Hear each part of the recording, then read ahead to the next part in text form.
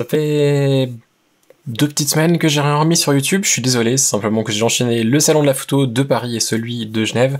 Ma voix a bien morflé, j'avais besoin d'un petit peu de temps de récup et du coup voilà, je suis de retour aujourd'hui. On va en fait reprendre un petit peu ce que j'ai fait à Paris parce que j'étais censé vous faire des vidéos live pendant les conférences pour que vous puissiez les suivre, sauf que ça n'a pas forcément marché comme on voulait, donc je vais vous reprendre certaines des confs que j'ai fait et les retranscrire ici sur YouTube en vidéo de manière un petit peu plus concise. La première aujourd'hui, c'est la première partie des retouches live qui étaient censées se passer pendant le salon. J'ai donc coupé en 2 conférences les retouches, il y a 4 photos un jour et 5 photos l'autre jour, et aujourd'hui ça va être la première session que j'avais fait, c'est donc les 5 premières photos qu'on va éditer ensemble maintenant.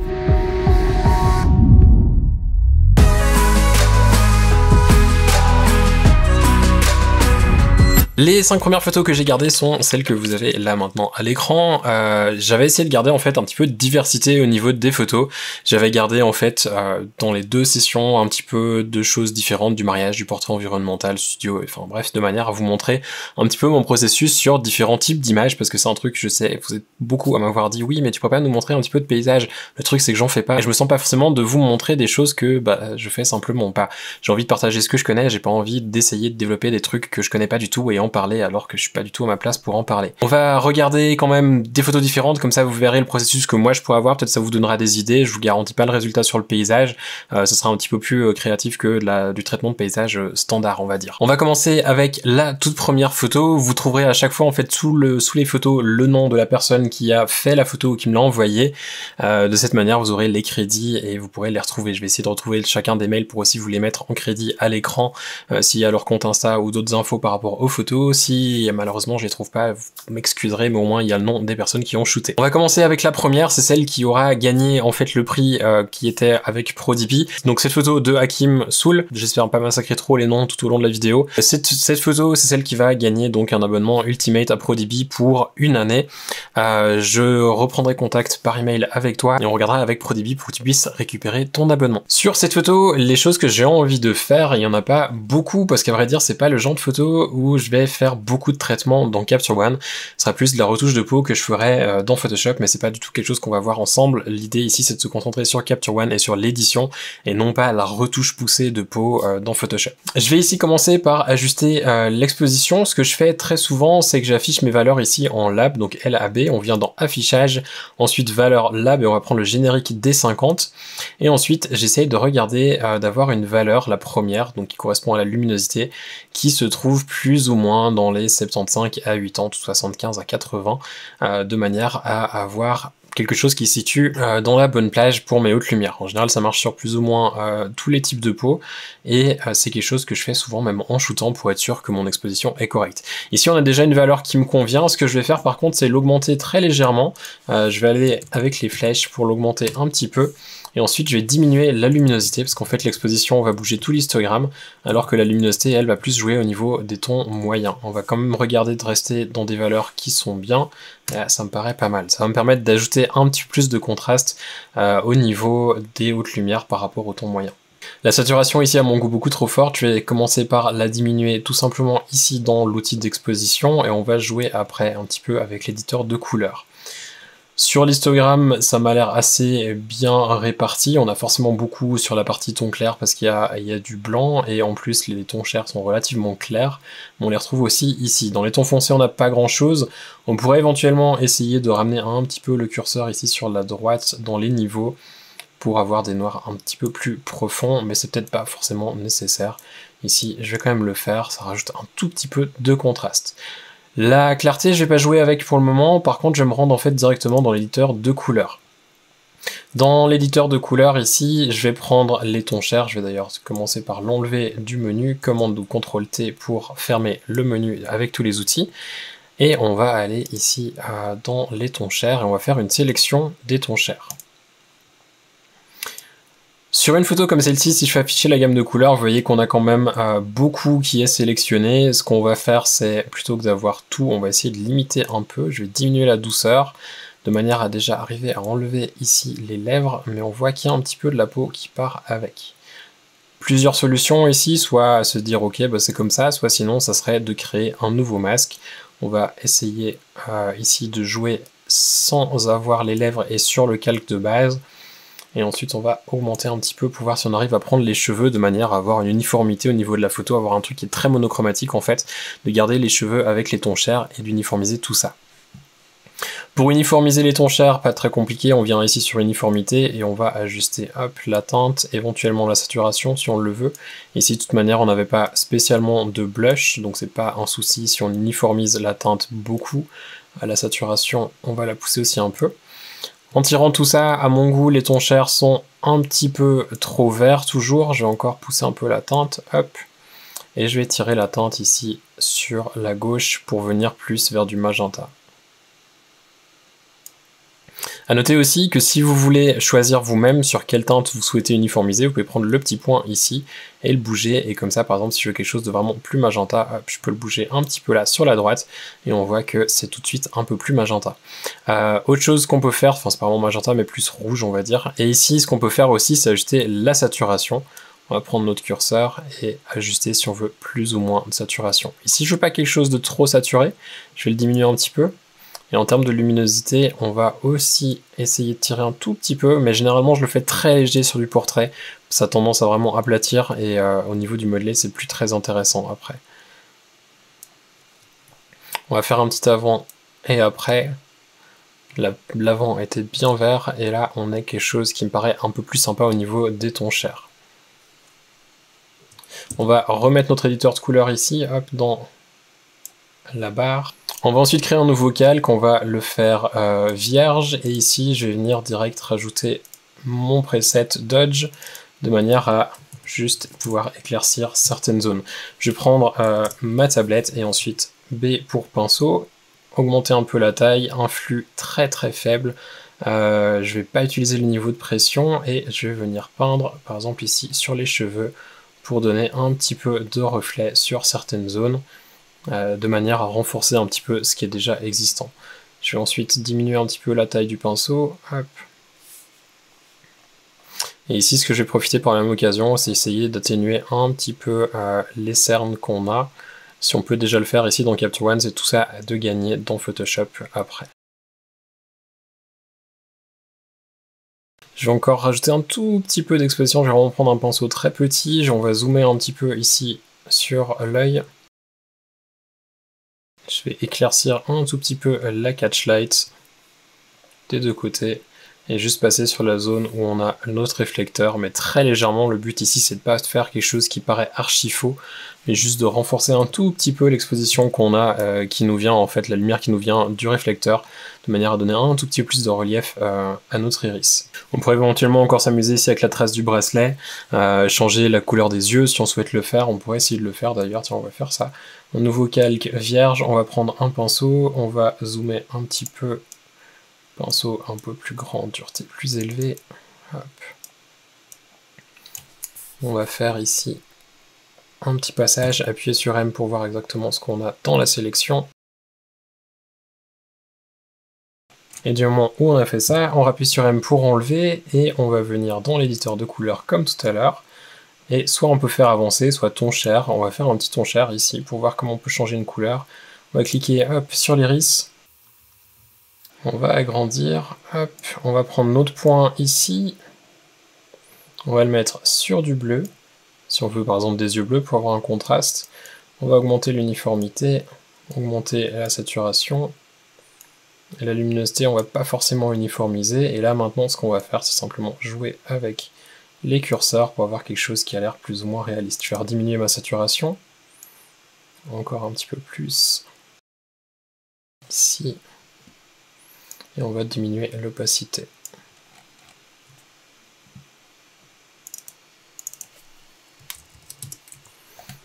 Et du coup, c'était avant et ça fait après. C'est pas forcément quelque chose que je ferai tout le temps, mais ça vous donne une petite idée d'un truc qu'on peut faire en plus. Ici, ça permet de rajouter un petit peu de contraste en ayant des yeux qui sont un petit peu plus bleutés, et je peux ajuster l'opacité en fonction du rendu que je veux. Une autre chose qu'on peut faire aussi sur l'iris, c'est de rajouter un petit peu de clarté pour renforcer un peu la structure de l'iris. Et puis on va rester comme ça, un petit peu de contraste encore. Et je vais laisser ça comme ça. Donc après, à vous de voir si c'est quelque chose que vous avez envie de faire ou pas forcément, mais au moins vous voyez que la couleur, on peut la changer assez facilement dans Capture One. On va laisser cette photo comme elle est et on va passer à la suivante. On a ici une photo de Joe Simoes, photographe suisse. Si vous y êtes au salon, vous avez certainement eu l'occasion de le rencontrer sur le stand Prodiby.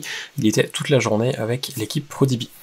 Cette photo, on va commencer par la recadrer. Je vais recadrer, je pense, en 3/4. Ici, hop, en 3/4, de manière à avoir un format un petit peu plus carré et centré un petit peu plus mais marié.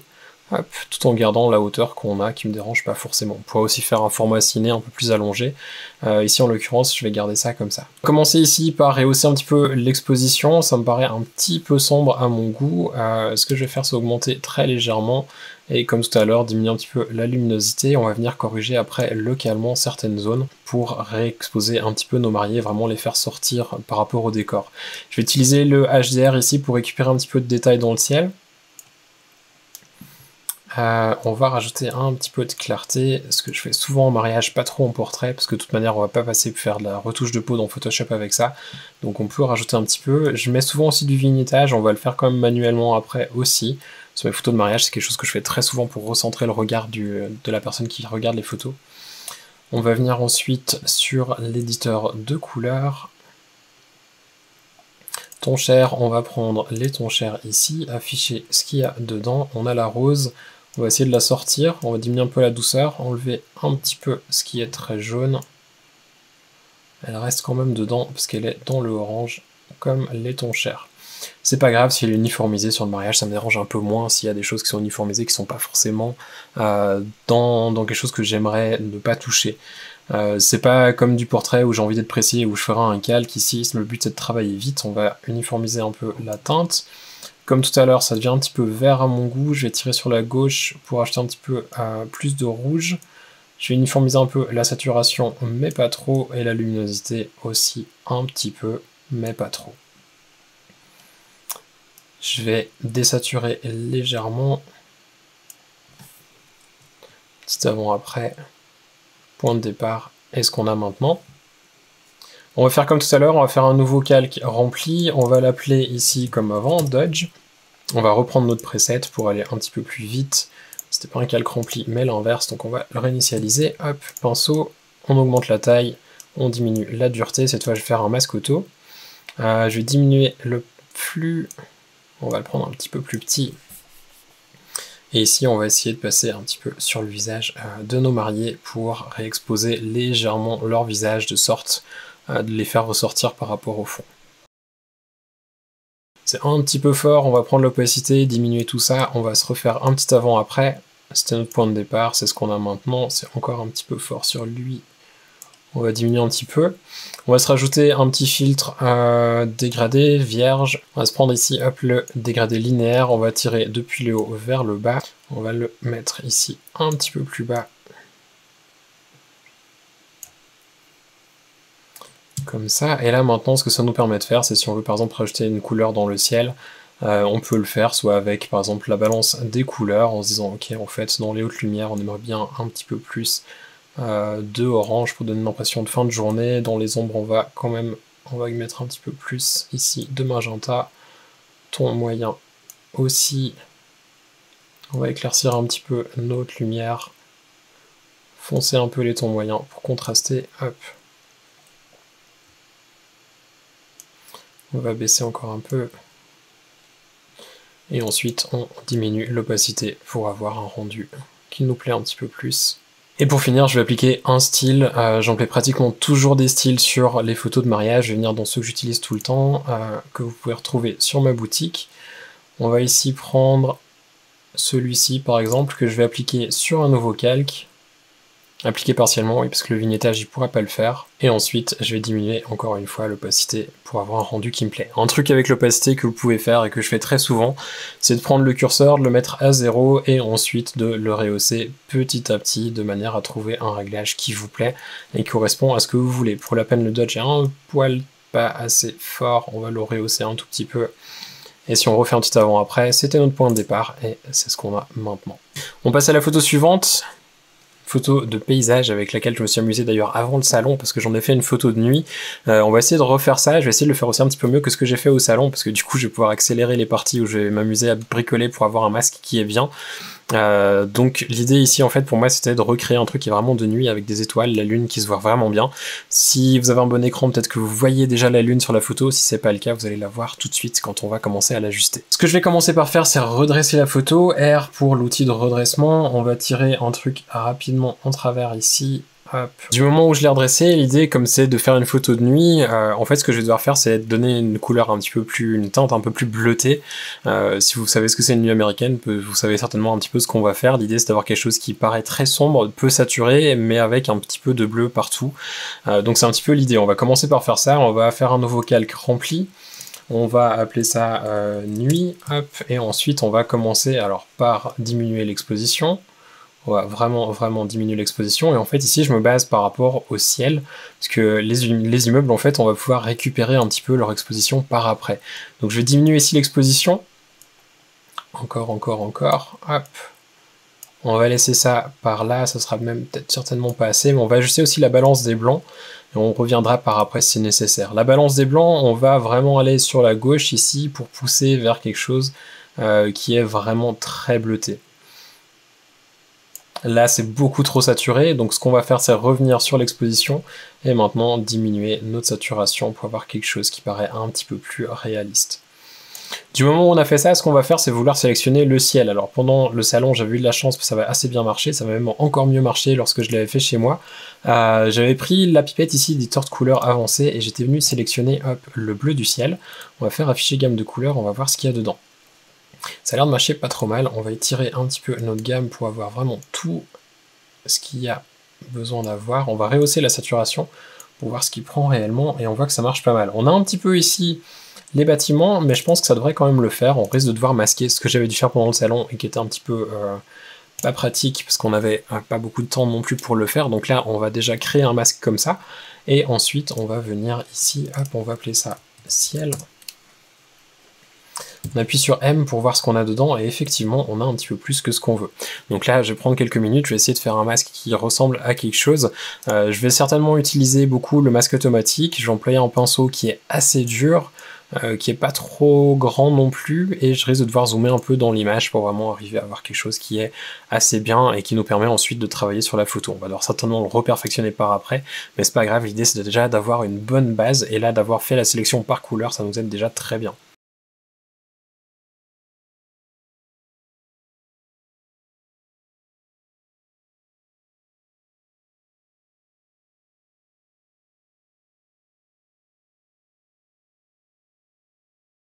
On a un masque qui me paraît pas trop mal, on va essayer déjà de travailler avec ça. Ce que je vais faire, c'est faire en fait un deuxième ici masque. Je vais faire un nouveau calque, hop, on va l'appeler bâtiment, immeuble, building, peu importe, comme vous voulez.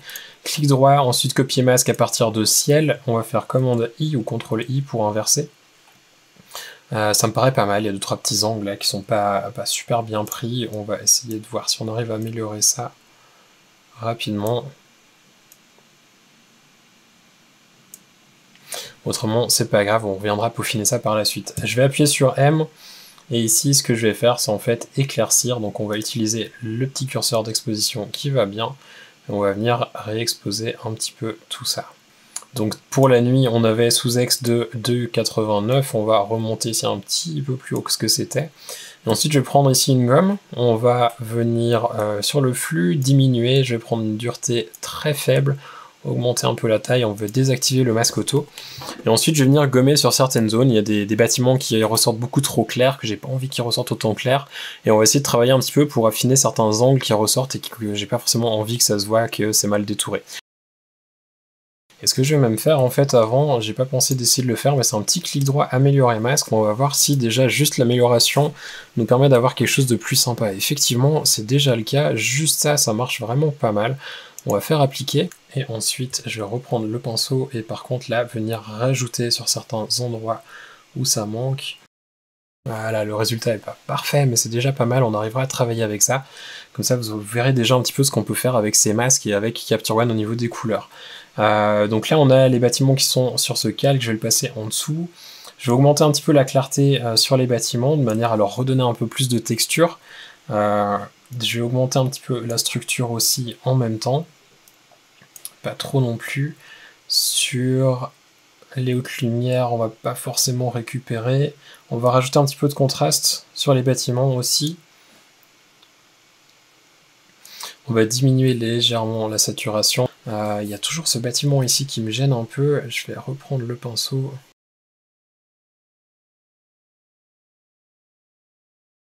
On va juste du coup refaire améliorer masque pour qu'il améliore un petit peu sur lui.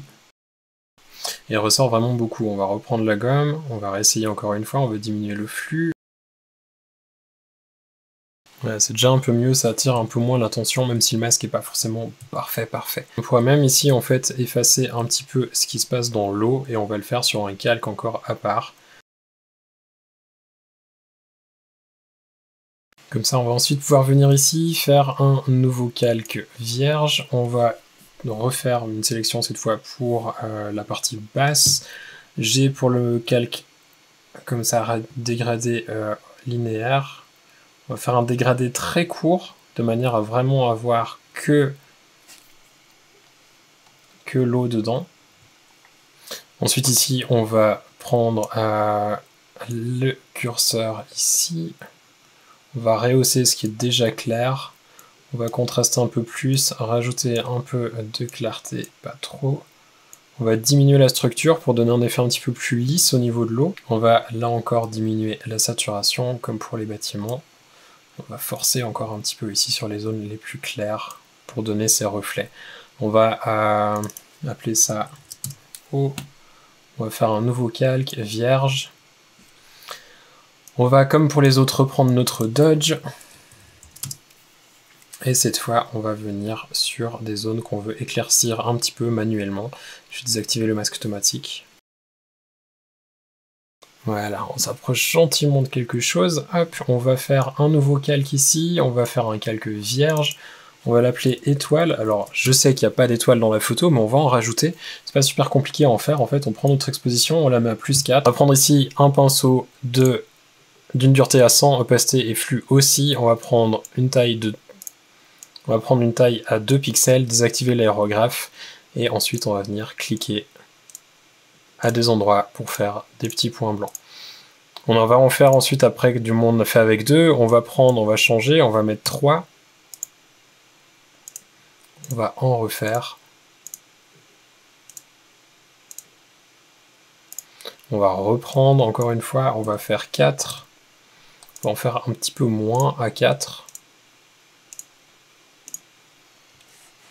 Et comme ça, ça nous fait quelques petits points blancs qui donnent un peu l'impression d'avoir des étoiles. On va ensuite ici essayer de changer les lumières. Alors la couleur des lumières, en fait, pour changer, ce qu'on va essayer de faire, c'est faire un masque de luminosité. On va voir si ça marche ou pas du tout.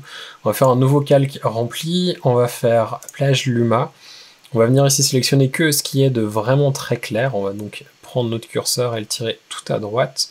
Normalement, on devrait garder que les lumières. Il y aura peut-être un petit peu de détail dans le ciel, mais on pourra l'enlever par après à la main. On va étendre un petit peu,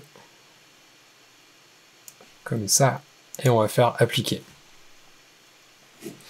Du moment où on a fait ça, on appuie sur M pour enlever l'affichage du masque. On va essayer de prendre ici la balance des blancs, du coup. On va le pousser un petit peu plus vers du jaune.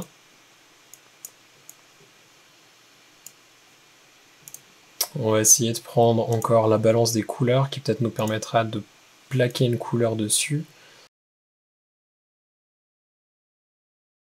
Du moment où on a fait ça, on va prendre notre pinceau, ou plutôt la gomme. On va prendre une gomme assez grande. On va venir gommer un petit peu partout dans le ciel, parce qu'on veut pas du tout ça dans le ciel, on veut vraiment le garder sur les lumières, et ensuite on va s'amuser un petit peu avec les curseurs pour peaufiner un peu notre réglage.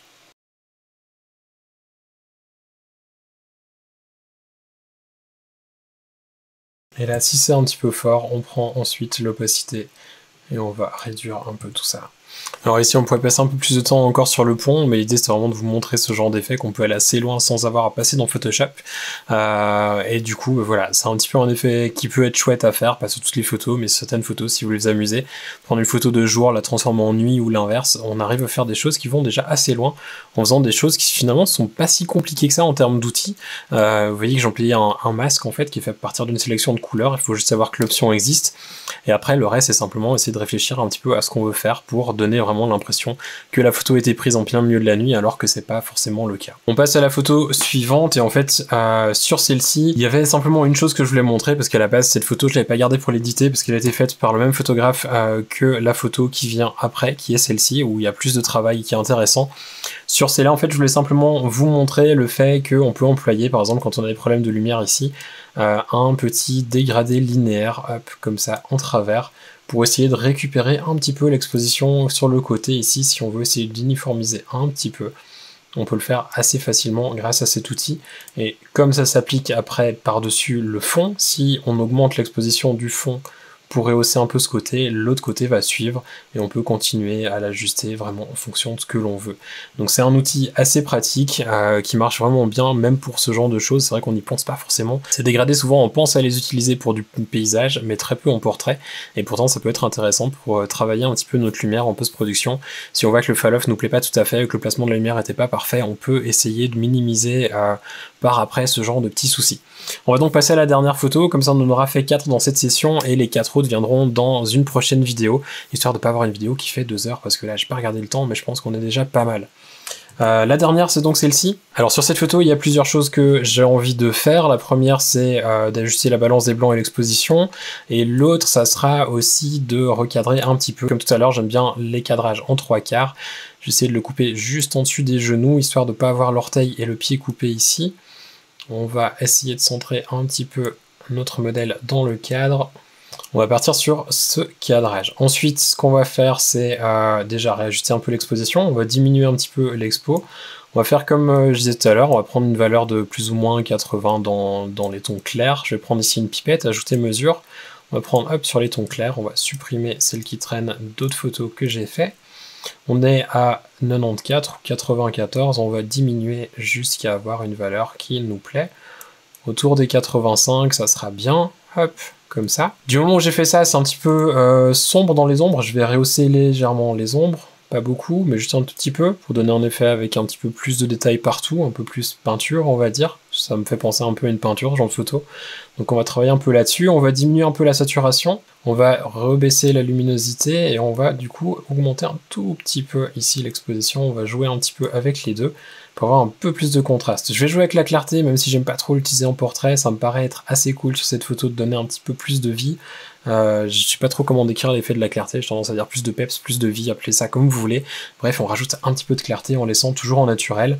C'est le rendu qui me paraît le plus sympa dans Capture One. Au niveau de l'histogramme, on n'est pas trop mal, on n'a pas énormément de détails sur la droite ici, pourtant on est bien exposé, mais en même temps tout est assez sombre.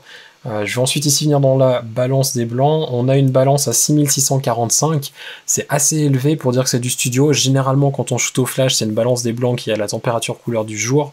Je vais donc soit ici sélectionner lumière du jour, ou alors le taper, si je tape par exemple 5450, ce que j'ai l'habitude de mettre pour mes flash et l'inchrome, on a une balance qui me paraît pas trop mal. C'est un petit peu froid mais c'est pas grave parce que j'ai envie de partir sur un traitement de couleur après qui est assez froid et qui est pas forcément super chaud, donc si on a une base de travail qui est déjà relativement neutre, c'est déjà pas mal. Une chose que vous pouvez faire aussi pour neutraliser votre balance des blancs, si jamais, c'est de pousser la saturation au maximum et ensuite ici ajuster un petit peu la balance des blancs manuellement en disant ok c'est un petit peu chaud sur le fond. On va diminuer un peu au niveau des tons chers, on va essayer d'ajuster un peu, voir ce qu'on arrive à avoir. On va tirer un tout petit peu sur la droite pour avoir des tons chers qui sont dans les teintes qu'on voudrait avoir. Et ensuite on va retourner, si on avait une valeur de -10, on va remettre à -10 et on voit qu'on a quelque chose qui est extrêmement neutre, tellement neutre qu'on dirait qu'il n'y a pas de couleur. On va remettre un tout petit peu du coup plus chaud, on va remonter vers les 5200. Et redescendre ici un tout petit peu vers 0. On va laisser ça comme ça. Je vais rajouter du contraste, mais on va le faire manuellement. Pour rajouter du contraste, ici je vais faire un nouveau calque. Je vais l'appeler Luma, je vais l'inverser pour l'avoir plein. Et ensuite une petite courbe ici, on va faire une courbe en S. Alors on va employer la courbe Luma. après. Mais je vais commencer avec la RVB déjà pour bouger un tout petit peu mes couleurs, mais pas trop. Vous voyez que la courbe, je la fais très légère. Et si vous la voyez pas bien, vous pouvez la sortir et l'agrandir. Pour sortir, il suffit de cliquer à côté du nom et de déplacer. Donc la couche RVB, finalement, c'est les trois qui sont à la suite ici, qui sont assemblés. Donc quand on bouge, les couleurs bougent aussi un peu. La Luma, elle, va nous permettre de bouger que la luminosité et pas du tout les couleurs. On va jouer aussi un petit peu avec celle-ci pour diminuer un petit peu ici dans les ombres et avoir un peu plus de contraste. Si c'est trop fort à votre goût, vous avez toujours ça sur un calque, donc on peut ajuster l'opacité très facilement. Petit avant-après, c'est notre point de départ, c'est ce qu'on a actuellement. Je vais refaire un nouveau calque ici, calque rempli. On va l'appeler peau. On va venir dans l'éditeur de couleurs, on va faire un petit éditeur de couleurs ton cher. On va sélectionner nos tons chers, on va les prendre hop, ici sur le front. J'ai cliqué juste à côté de la haute lumière, hein, pas dans la haute lumière. On va regarder ce qu'on a dedans. Donc on a un petit peu le fond, ce qui me gêne pas. On va essayer d'uniformiser un peu. Par contre, ce qui me gêne, c'est d'avoir la bouche que j'ai pas envie de toucher. Donc diminuer la douceur et je vais ramener un peu sur l'intérieur ici pour enlever ce qui est dans les tons les plus rosés. On va ouvrir un petit peu sur le jaune, mais pas trop. Et on va prendre ce qui est aussi plus saturé. Hop. On va maintenant ici uniformiser la teinte, on va uniformiser la saturation, et comme ça, en fait, on va avoir un peu moins de contraste au niveau des couleurs, c'est un peu plus uniforme. On va refaire un deuxième, on va faire hop, plus nouveau calque rempli. On va appeler ça chemise.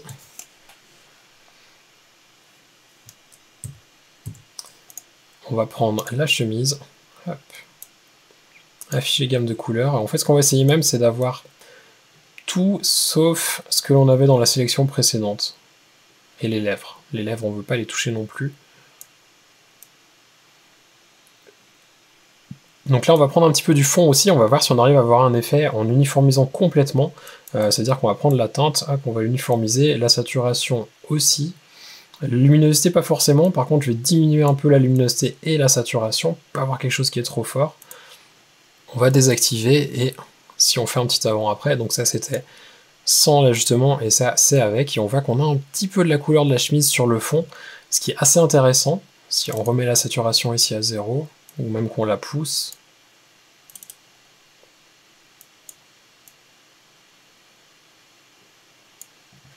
on va rehausser un petit peu ici